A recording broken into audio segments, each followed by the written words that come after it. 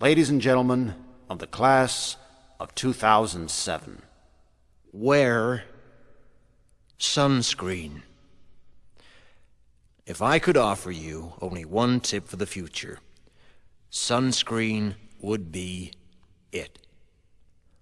The long-term benefits of sunscreen have been proved by scientists, whereas the rest of my advice has no basis more reliable than my own meandering experience. I will dispense this advice now. Enjoy the power and beauty of your youth. Oh, never mind. You will not understand the power and beauty of your youth until they've faded. But trust me, in 20 years, you'll look back at photos of yourself and recall in a way you can't grasp now how much possibility lay before you and how fabulous you really looked. You are not as fat as you imagine. Don't worry about the future, or worry, but know that worrying is as effective as trying to solve an algebra equation by chewing bubblegum. The real troubles in your life are apt to be things that never crossed your worried mind, the kind that blindsides you at 4 p.m. on some idle Tuesday. Do one thing every day that scares you. Sing. Don't be reckless with other people's hearts. Don't put up with people who are reckless with yours. Floss. Don't waste your time on jealousy. Sometimes you're ahead, sometimes you're behind. The race is long, and in the end, it's only with yourself. Remember compliments you receive. Forget the insults. If you succeed in doing this, tell me how. Keep your old love letters. Throw away your old bank statements. Stretch. Don't feel guilty if you don't know what you want to do with your life. The most interesting people I know didn't know at 22 what they wanted to do with their lives. Some of the most interesting 40-year-olds I know still don't. Get plenty of calcium. Be kind to your knees. You'll miss them when they're gone. Maybe you'll marry, maybe you won't. Maybe you'll have children, maybe you won't. Maybe you'll divorce at 40. Maybe you'll dance the funky chicken on your 75th wedding anniversary.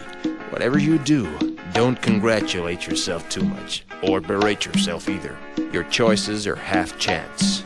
So are everybody else's. Enjoy your body.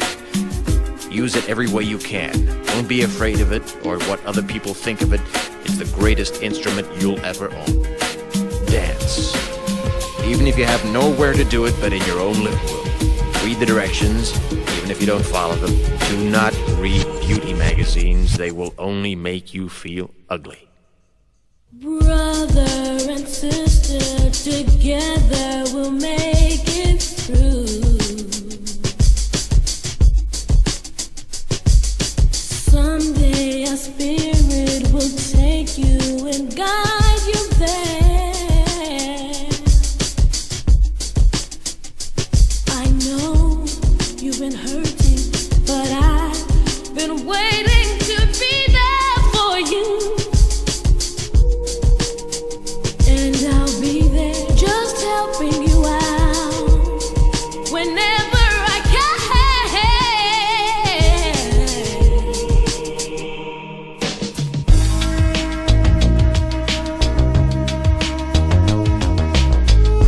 Get to know your parents. You never know when they'll be gone for good. Be nice to your siblings. They're your best link to your past and the people most likely to stick with you in the future. Understand that friends come and go, but with a precious few, you should hold on. Work hard to bridge the gaps in geography and lifestyle, because the older you get, the more you need the people you knew when you were young. Live in New York City once, but leave before it makes you hard. Live in Northern California once, but leave before it makes you soft. Travel. Accept certain inalienable truths. Prices will rise, politicians will philander, you too will get old. And when you do, you'll fantasize that when you were young, prices were reasonable, politicians were noble, and children respected their elders. Respect your elders. Don't expect anyone else to support you. Maybe you have a trust fund, maybe you'll have a wealthy spouse, but you never know when either one might run out.